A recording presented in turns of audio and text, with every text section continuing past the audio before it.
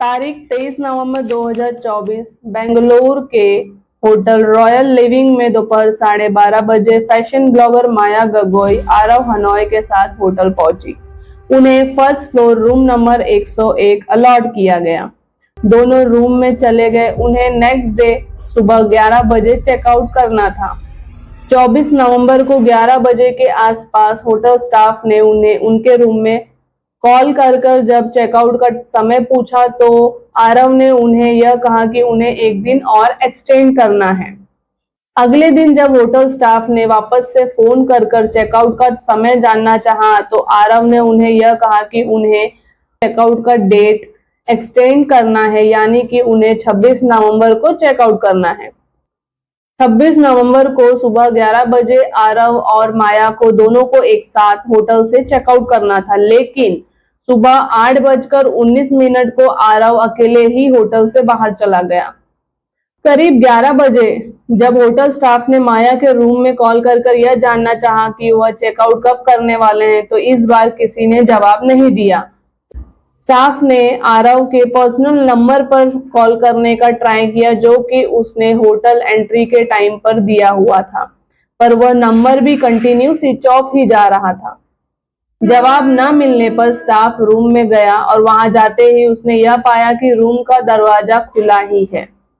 जब वह रूम में दाखिल हुआ तो वह रूम का मंजर देखकर हक्का बक्का रह गया, क्योंकि माया की लाश खून से लथपथ बेड पर पड़ी हुई थी और आसपास बहुत सारे खून के धब्बे थे। स्टाफ घबरा गया और उसने बाकी स्टाफ को इकट्ठा किया। उसके बाद स्टाफ ने इस घटना की जानकारी पुलिस को दी। घटना स्थल पर जब पुलिस पहुंची तो उन्होंने यह देखा कि चारों तरफ खून के धब्बे ही धब्बे थे और माया की लाश बेड पर पड़ी हुई थी और उस माया की बॉडी पे किसी धारदार चाकू से कम 10 बार वार किए गए थे और उसके सिर पर भी चोट थे। अब पुलिस के पास यह सवाल था कि क्या इन सब का मास्टरमाइंड आरव ही है? अगर नहीं है तो वह 2 दिन तक माया की बॉडी के साथ क्यों रहा? माया असम के गुवाहाटी की रहने वाली थी। घटना के 1 साल पहले ही वह बेंगलोर शिफ्ट हुई थी। ब्लॉगिंग के साथ साथ माया एक एजुकेशन कंसल्टेंसी फर्म में भी काम किया करती थी। माया बेंगलोर में अपनी बड़ी बहन और एक कजन के साथ किराए के मकान में रहती थी। माया और आरव हनोई की मुलाकात एक डेटिंग ऐप बम्बल के थ्रू हुई थी। आरव केरल के कुन्नूर का रहने वाला था। कुछ दिनों की बातचीत के बाद आरव माया से मिलने बेंगलोर आया और यह सिलसिला चलता रहा। आरव बेंगलोर में जॉब करना चाहता था, लेकिन उसको नौकरी न मिलने के कारण वह घर वापस लौट गया। कुछ दिनों बाद माया ने आरव की मदद की और उसे इंटर्नशिप में 15,000 महीने की सालाना से जॉब पर लगाया, जहां वह पहले काम कर चुकी थी। बेंगलोर आने के 15 दिन पहले आरव ने माया को लिव इन में रहने का प्रपोजल दिया था, लेकिन माया ने इसे खारिज कर दिया था। 23 नवंबर यानी कि शुक्रवार को माया ने अपनी बड़ी बहन को मैसेज किया कि वह आज घर नहीं आ पाएगी क्योंकि उसे ऑफिस के पार्टी में जाना है, लेकिन यह झूठ था क्योंकि उसे उसी दिन आरव के साथ होटल में जाना था।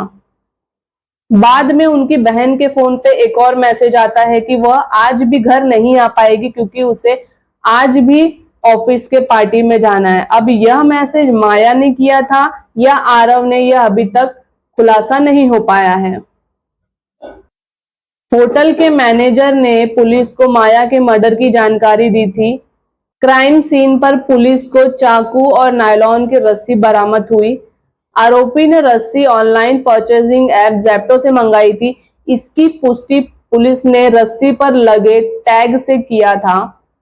यहां तक कि जांच के आधार पर पुलिस ने यह माना कि क्योंकि रस्सी पर टैग लगा हुआ था और वो ऑनलाइन ऐप से मंगाया गया था, तो इसका मतलब चाकू आरव ने पहले ही होटल में लाया था। शुरुआती जांच में पुलिस ने यह पाया कि माया का फोन 24 नवंबर से ही बंद आ रहा था। इससे यह लगा कि माया की मौत 24 नवंबर को ही हो गई थी। ಮಲ್ಟಿಪಲ್ ಇಂಜುರೀಸ್ ಬಾಡಿ ಮೇಲೆ ಇದೆ. ಸೊ ಒಂದು ಪ್ರಕರಣವನ್ನು ಇಂದಿರಾನಗರ ಪೊಲೀಸ್ ಠಾಣೆಯಲ್ಲಿ पुलिस ने आगे होटल के सीसीटीवी फुटेज को जब खंगाला तो उन्हें यह पता चला कि 23 नवंबर को माया और आरव ने जब होटल में चेक इन किया तो दोनों के पास एक एक बैग था और आरव ने व्हाइट कलर की कैप पहनी हुई थी और वीडियो में साफ जाहिर हो रहा था कि माया अपनी मर्जी से आरव के साथ होटल आई थी। 23 से 26 नवंबर के बीच दोनों में से कोई भी होटल के बाहर नहीं गया, लेकिन 26 नवंबर को सुबह जब आरव होटल से बाहर गया तो उसने वही व्हाइट कैप पहनी थी, परंतु उसने वह बैग नहीं लिया हुआ था क्योंकि सीसीटीवी में यह साफ दिख रहा था कि माया के साथ आरव ही होटल रूम में गया था। पुलिस ने आरव को ही शक के घेरे में लेकर आगे की जांच शुरू कर दी। पुलिस ने यह माना कि आरव ने ही माया का मर्डर किया और 2 दिन तक बॉडी के साथ रूम में रहा और काफी सिगरेट्स पिए और जब लाश में से बदबू आने लगी तो वह रूम छोड़कर भाग गया।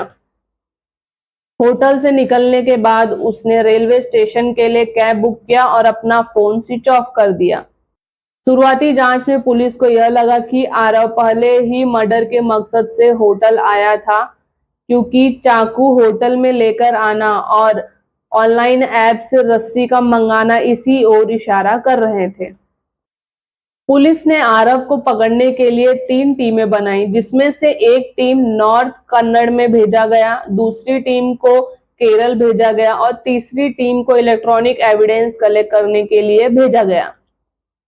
इधर आरव बेंगलोर से फरार होकर मध्य प्रदेश, हरियाणा, राजस्थान होते हुए वाराणसी चला गया। इसी बीच 28 नवंबर को आरव ने अपना फोन स्विच ऑन किया, जिससे पुलिस ने उसका लोकेशन ट्रेस किया। 29 नवंबर को जब आरव बेंगलोर लौटा तो पुलिस ने उसे एयरपोर्ट के पास देवनाहल्ली इलाके से गिरफ्तार किया। गिरफ्तारी के बाद जब पुलिस ने आरव से पूछताछ शुरू की तब उसने अपना जुल्म कबूल किया और उसने यह माना कि उसने ही माया का कत्ल किया था। हालांकि वह वजह बताने से मुकर गया। उसने यह कहा कि वह हमारा निजी मामला है और मैं आपको वजह नहीं बता सकता। आरव ने कई और खुलासे भी किए। उसने कहा उसका बचपन अच्छा नहीं बीता।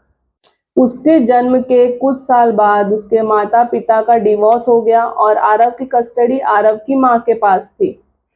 आरव की मां ने कुछ समय बाद दूसरी शादी कर ली थी, जो कि आगे जाकर टूट गई। इसके बाद आरव को यह लगा कि उसकी सारी परेशानियां दूर हो गई, लेकिन उसकी मां ने जब तीसरी शादी की तब आरव ने यह ठान लिया कि उसे उसकी मां से अलग होना पड़ेगा। तब वह अपने दादा के साथ रहने लगा। इसी उथल पुथल के बीच आरव की मुलाकात डेटिंग ऐप बम्बल के थ्रू माया गगोई से हुई। माया की वजह से आरव बेंगलोर में जॉब करने लगा, जहां आरव शांत स्वभाव का और अपने में रहने वाला लड़का था। वहीं माया चुलबुली और दोस्तों से घिरी हुई रहती थी। वक्त के साथ आरव को माया का दोस्तों के साथ ज्यादा टाइम बिताना कहीं ना कहीं खटकने लगा। आरव का यह मानना था कि वह माया के लिए दूसरे शहर आकर रहने लगा, लेकिन वह आरव को वक्त देने के बजाय अपने दोस्तों को ज्यादा वक्त देने लगी थी। इसी वजहों से दोनों में लड़ाइयां होने लगी थी। आरव ने माया को लिविंग में रहने का प्रस्ताव दिया था, जो कि माया ने खारिज कर दिया था। कहीं न कहीं इस बात से भी आरव नाराज चल रहा था। एक रोज आरव ने माया को यह कहा, अगर हम लिविंग में नहीं रह सकते तो हम क्या एक दिन के लिए दोस्तों और फैमिली से दूर होटल में बिता सकते हैं। माया ने इस बात को स्वीकार किया और उन्होंने 23 नवंबर को होटल में जाने का तय किया। इसके बाद 23 नवंबर को दोनों बेंगलोर में स्थित होटल रॉयल लिविंग में पहुंच गए। चेक इन के कुछ घंटों बाद दोनों के बीच पिछली बातों को लेकर कहीं सुनी चालू हो गई। जैसे तैसे 23 नवंबर की रात बीती। सुबह होते ही आरव ने ज़ेप्टो से चाकू और नायलॉन की रस्सी मंगाई। इसका मतलब आरव ने चाकू अपने साथ होटल लेकर नहीं आया था और वह कत्ल के मकसद से होटल में नहीं आया था। जलन और गुस्से में उसने यह कदम उठाया था। आरव ने अपने कबूलनामे में यह बताया कि उसने माया पर कम से कम 10 बार वार किए थे और सिर पर भी वार किए थे। कत्ल के बाद आरव सहम गया था और उसे अपने गलती का पछतावा था। उसने नायलॉन की रस्सी से खुद को खत्म करने का प्रयत्न किया, लेकिन वह हिम्मत नहीं जुटा पाया और माया की लाश के पास 2 दिन तक बैठकर दर्जनों सिगरेट पीता रहा। जब लाश से बदबू बढ़ने लगी तब वह डर गया और डर के मारे वह होटल से भाग गया। यहाँ वहां पुलिस से बचते हुए उसके पैसे खत्म हो गए थे और वो वाराणसी पहुंचा था। वहां से उसने अपने दादा को फोन किया और इस घटना के बारे में बताया और अपना जुल्म कबूल किया। तब उसके दादा ने उसे यह कहा कि इस तरह भागने से कुछ नहीं हासिल होगा, वह अपने आप को सरेंडर कर दे और अपना जुल्म कबूल दे। तभी आरव बेंगलोर के लिए वापस निकल पड़ा। मर्डर कैसे हुआ यह तो आरव ने बता दिया, लेकिन मर्डर की वजह क्या थी और मर्डर क्यों हुआ यह आरव बताने के लिए तैयार नहीं है। यह कहानी एक न्यू जनरेशन कपल की थी जो कि सोशल मीडिया के थ्रू मिले थे, डेटिंग ऐप के थ्रू मिले थे। तो आजकल ये बहुत इजी हो जाता है कि डेटिंग ऐप के थ्रू सब लोग मिल जाते हैं और किसी पे भी भरोसा कर लेते हैं। तो यह जरूरी है कि आप सामने वाले को परखें और जानें। तो इस कहानी से यह साबित होता है कि हमें किसी पे भी अंधा विश्वास नहीं करना चाहिए। हमेशा अपने सामने वाले इंसान को परखना चाहिए। जिसके साथ आप समय बिता रहे हो, जिसके साथ आप फ्यूचर में रहने का सोच रहे हो, क्या वह शख्स सही है या नहीं, यह जानना बहुत जरूरी है। कोई भी इंसान यह नहीं सोचता कि आप जिसके साथ रह रहे हो वो आपको कभी हानि पहुंचा सकता है, लेकिन आपको कभी भी अपनी आंखें बंद कर किसी पे विश्वास नहीं करना चाहिए और हमेशा सतर्क रहना चाहिए।